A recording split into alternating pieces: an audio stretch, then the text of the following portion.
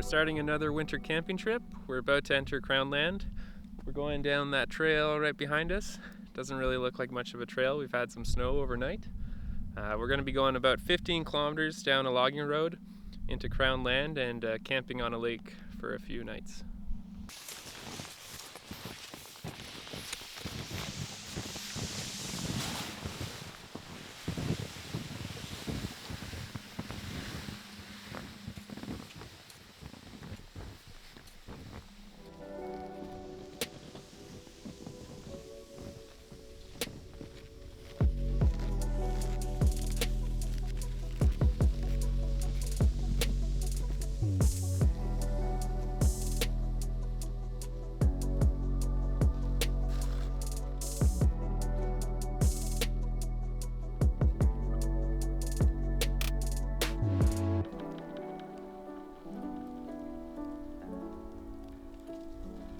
So we've probably gone about 9 kilometers so far. I think we're gonna do another 3 or 4 before we stop for the night.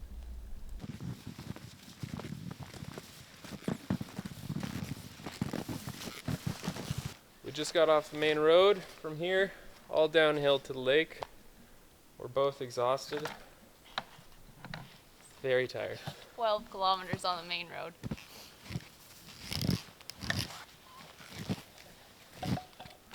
Time for soup.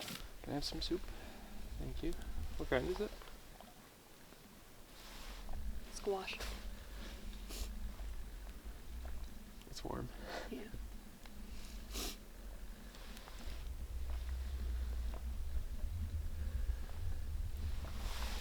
Describe today, Paige. Today was challenging.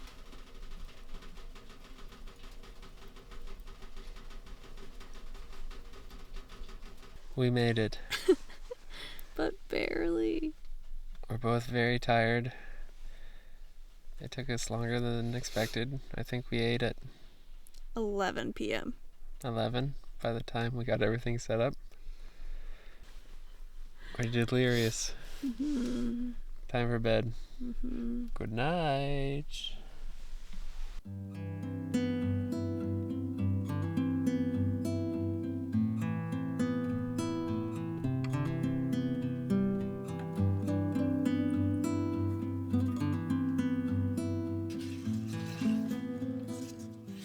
We have our first cup of coffee. That's good.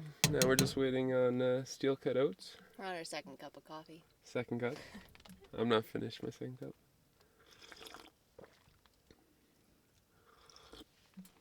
I'm on my third.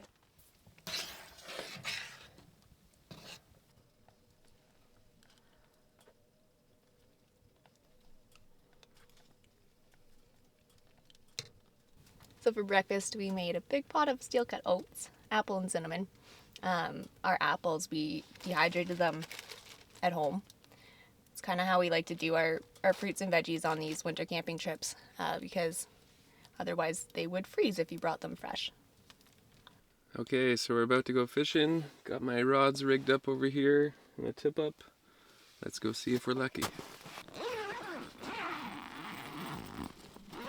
Nice to grab that pocket.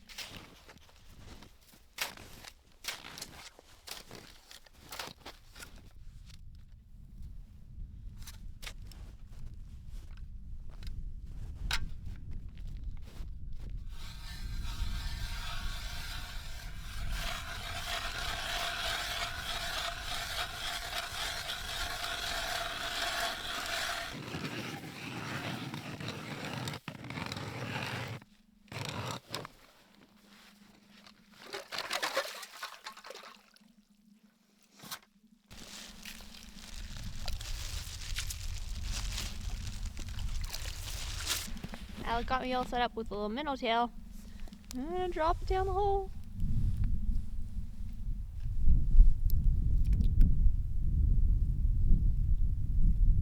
Going, going, going.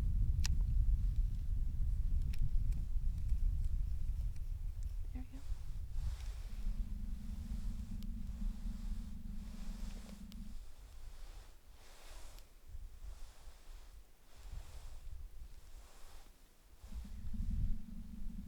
Still no luck fishing.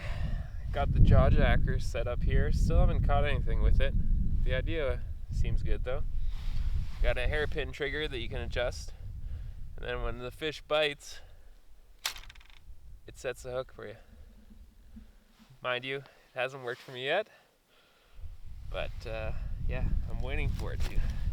Let's hope the fishing gets better here.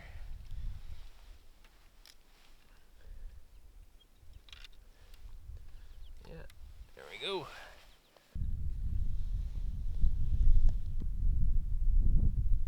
Paige is over on the other side of the lake trying to see an otter. Well, actually there was 2 otters that we could see popping up.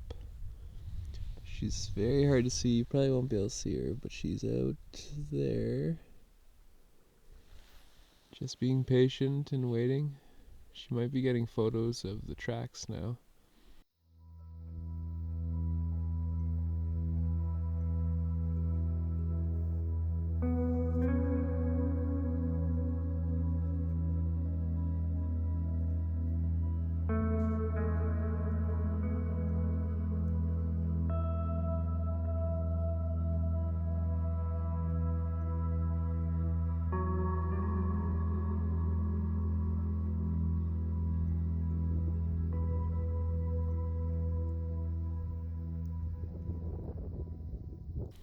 But the other one we saw was over to the right at the end of this lake. Just over there. Sort of at the end of the lake. There's a, right in there. The creek opens up again, and yeah, we've seen an otter pop in and out all today. Let's have a look at the jaw jacker. Still waiting. Nothing yet either on this tip up.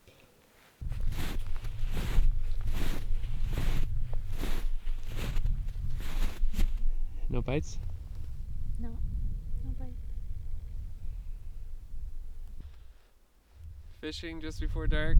Didn't have any luck this morning / afternoon. No dinner tonight.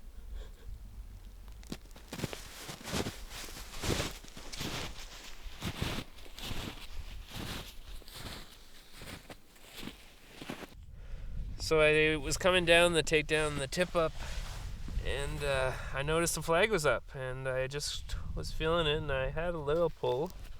I don't know though, it might have came off. You lost it. And I lost it. Took most of the worm.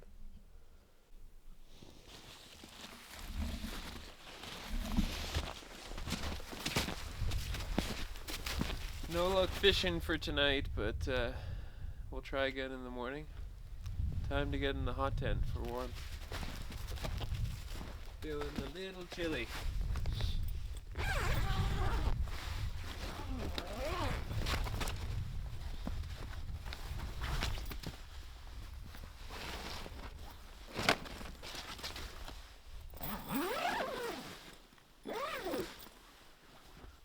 We're all done collecting firewood for tonight. I collected a bunch there just at the end, and I'll show you the pile we have. So you can see all the firewood over there. We have a good stack, mostly hardwood with a bit of softwood to help get the fire started in the morning. But yeah, we should be more than good for tonight because I don't think it's going to go down, I don't know, colder than -5. So.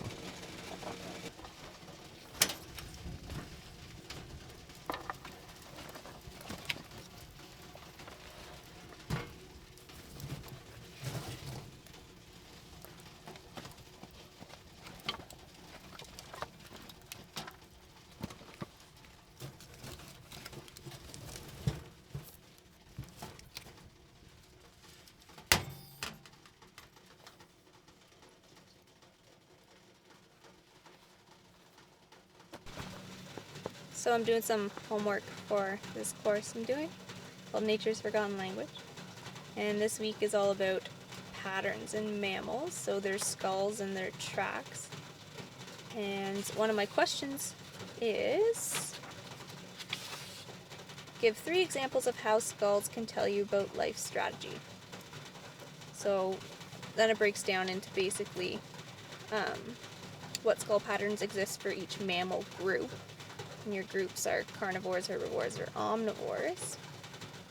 And then how skulls differ between each of those groups. But one thing I found really interesting was about how water animals, like beavers, how all of their senses line up because as they're swimming on the water, they need to have a really low profile so they don't give themselves away. But I'd never really thought about it, but their nose and their sight and their ears are all on one level.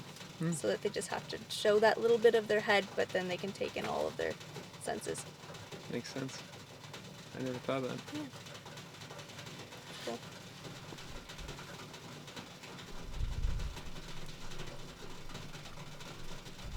Another fun fact about skull patterns in herbivores are their eyes are usually on the side of their heads to see potential predators, because most herbivores are prey.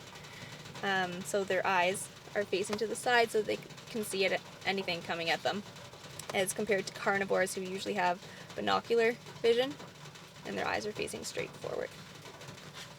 Paige is teaching me about tracks. Tell me something. Teach me something. About tracks. I was studying the tracks of the weasel family today because I went over and watched an otter for a while. So the weasel family are the only family with 5 toes on the front and back foot. And their track usually presents in an ice cream cone shape. Okay. And it shows claws as well. But some other families that we often see in the winter as well are the lagomorphs, or the rabbit family, which are pretty obvious. And we all know what those look like. But the rabbit family has 4 toes on the front and back, and they show claws as well. And they usually move in a bound pattern, so their 2 little front feet and then their 2 back feet, the big back feet over top. Okay. Yeah. Here's the fun fact of the day. The Animal tracks with Paige. The other fun fact about otter tracks is sometimes you'll just see like a channel, or basically where they've been sliding their body down little hills, but then you'll see 2 little feet between or throughout the channel. Yeah. Good to know. Otters are very bouncy. How was your pee break? Great. Very quiet up there.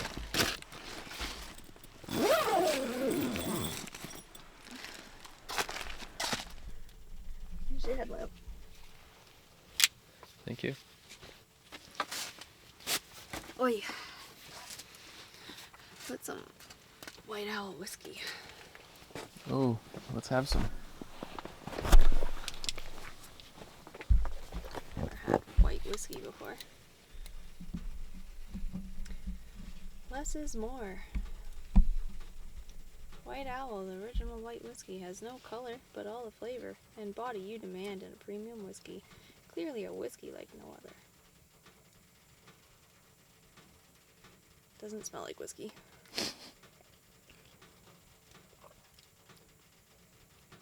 Is it good? Taste test.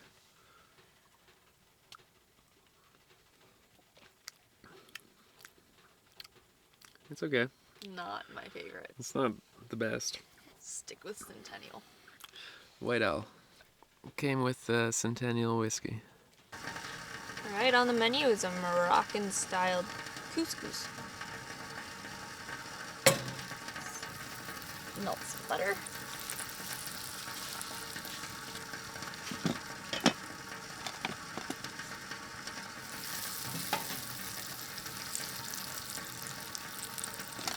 And toss in some onions.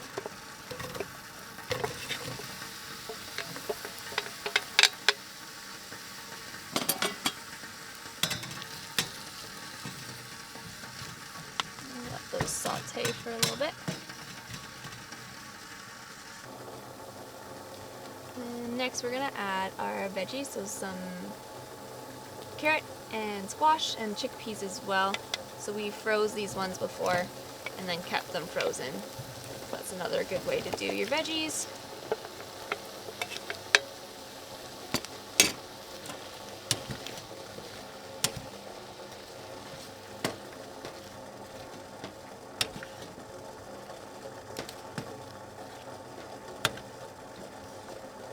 There we go. Look at this fun little thing. Travel spice kit. We got that from my mom. I'm just gonna grab a little bit of salt and sprinkle that in. There we go. So we're gonna bring this water to a boil so we can toss in the couscous. Alright, so our water's boiling.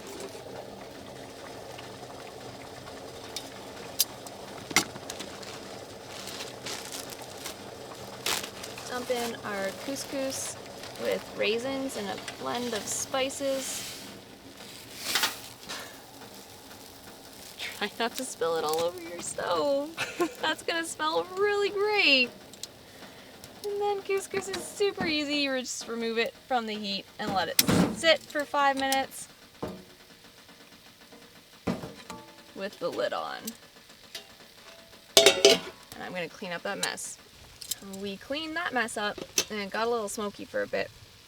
I'm definitely a clumsy chef. So our couscous is done. Just gonna dump in some kale.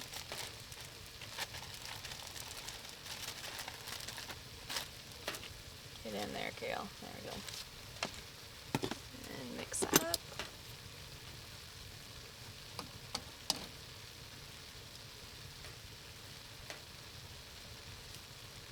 Starting to think we should have used a bigger pot. Might transfer it. Let's see. So I transferred our couscous because there was no way that was going to fit. Definitely have way too much food.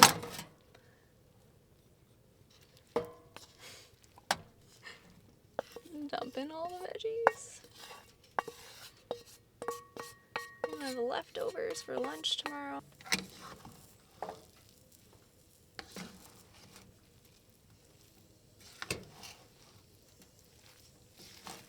Alright, and the last step. I pre-made a little dressing.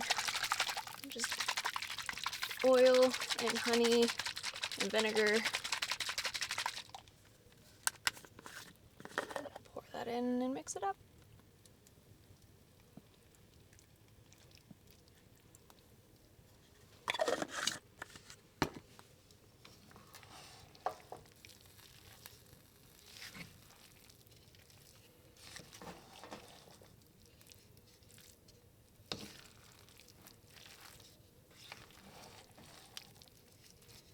Looks good. Alright. I'll take a nice helping. Bon appetit! Sizzling.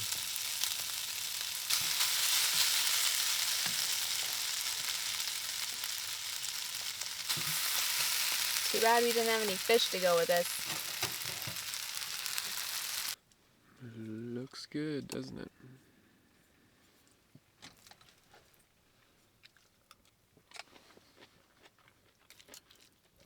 It's very good. Straight from the pot.